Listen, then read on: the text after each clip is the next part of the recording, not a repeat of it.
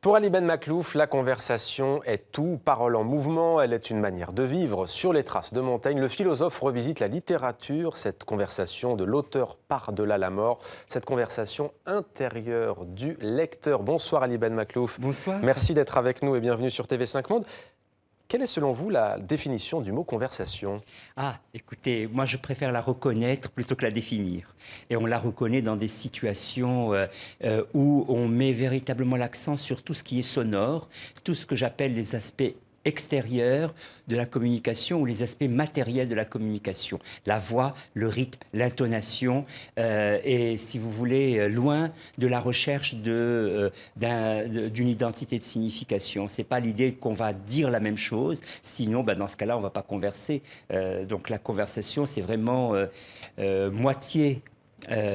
Elle appartient moitié à celui qui l'a dit, moitié à celui qui l'écoute. C'est donc un échange. Votre livre est un cheminement littéraire et philosophique autour de ce thème, la conversation. Montaigne, Flaubert, mais aussi Roland Barthes. En quoi ont-ils un rapport étroit à la conversation ? Parce que je les définis comme des écrivains oraux, c'est-à-dire qu'ils font remonter dans leurs écrits le maximum l'écrit jusqu'à ce que l'on dit par la bouche, c'est-à-dire c'est du papier à la bouche et non pas de la bouche au papier. Ouais. Donc des écrivains oraux au sens où ils ont quand même, par exemple Montaigne, des majuscules de scansion au milieu d'une phrase. Normalement la majuscule démarre après un point, et bien lui mettait des majuscules au milieu d'une phrase pour que l'on dise « et » maintenant, vous voyez. Mais, ouais. Et donc, et le mais, le et vont prendre une majuscule. Mais avec qui converse-t-il, Montaigne ? Ah ben, alors, c'est une excellente question. Il aurait voulu que tous ses essais soient juste en conversation avec son ami la Boétie. Et il a écrit, en fait, les essais, faute de mieux, parce que la Boétie était morte. Alors, la civilisation, quelle est la civilisation qui a érigé en manière de vivre cette conversation, au singulier, au pluriel d'ailleurs ? Oh, toutes les civilisations, dès lors qu'elles ont eu à cœur de bonifier les relations humaines et d'y mettre de la civilité. Parce que la conversation, vous ne pouvez pas la mener si vous perdez votre sang-froid, vous ne pouvez pas la mener si vous êtes en colère, vous ne pouvez pas la mener à chaque fois que vous cherchez une joute verbale de domination par le verbe sur l'autre. Donc, j'écarte de la conversation tout ce qui est joute verbale, tout ce qui est challenge, comme on dit aujourd'hui, pour précisément la placer dans cette situation de réciprocité magnétique. Il y a quelque chose qui se passe dans l'air.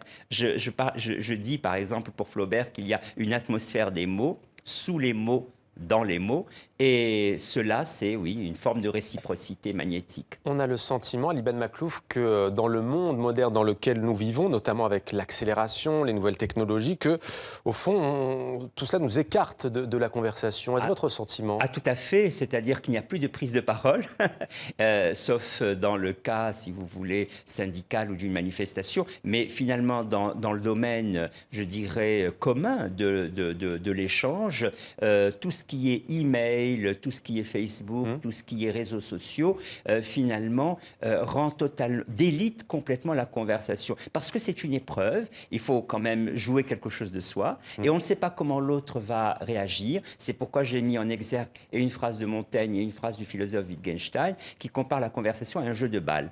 Et donc, cette analogie du jeu de balle, c'est que vous devez à chaque fois qu'une parole vous est donnée, vous situez par rapport à la balle que vous allez recevoir comme au tennis. Est-ce que vous allez reculer au fond du court ou est-ce que vous allez aller au filet ?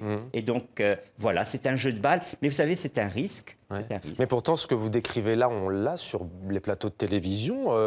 Vous dites que la conversation disparaît progressivement, mais on a ça sur les plateaux télé. C'est pas de la conversation, ça ? Alors, je ne sais pas à quelle émission vous faites allusion, mais... Il y a beaucoup de, pour utiliser un anglicisme, de talk show, voilà, de joute verbale, comme vous dites. Ah oui, alors justement, c'est pas la joute verbale. Ouais. Parce qu'il faut véritablement se dire que je ne franchis que la moitié du chemin. C'est possible en télévision d'organiser aujourd'hui des conversations ?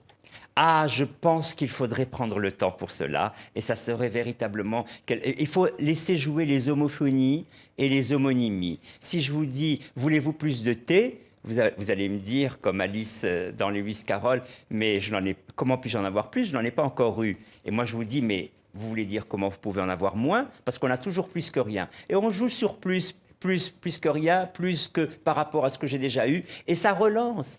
L'homonymie relance la conversation. J'ai voulu aussi faire un éloge, comme je vous le disais, aux aspects matériels, homophonie, homonymie, onomatopée, tout ce qui est sonore dans notre manière de converser. La conversation comme manière de vivre, c'est aux éditions Albin Michel. Merci beaucoup Ali Ben Makhlouf d'être venu nous donner cette leçon de philosophie.